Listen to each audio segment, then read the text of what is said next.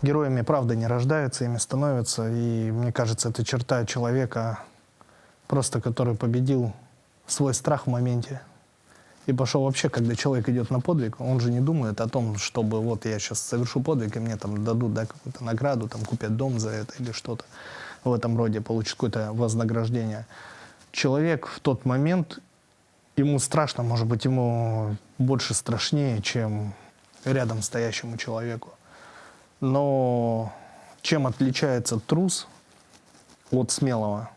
Страшно обоим, может быть, смелому еще страшнее. Просто вот эту черту, где максимально страшно, смелый преодолевает, трус бежит.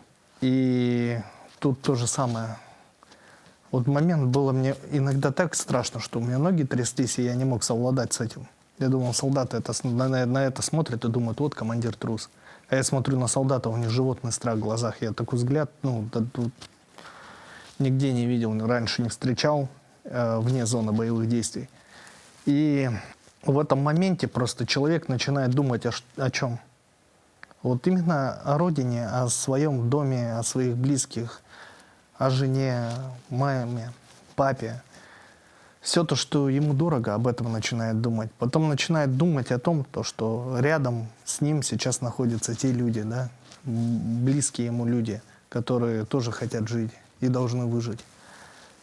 Также и чувство ответственности и долга, то, что нужно выполнить боевую задачу.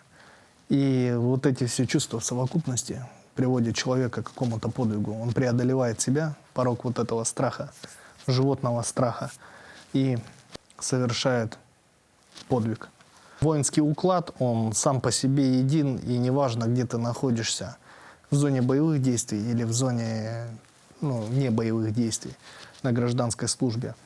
Единственное то, что чуть меньше бюрократии становится, и задачи более реальные, насущные. И все относятся к этому более ответственно, потому что на кону жизнь. На войне всегда одна валюта – это жизнь.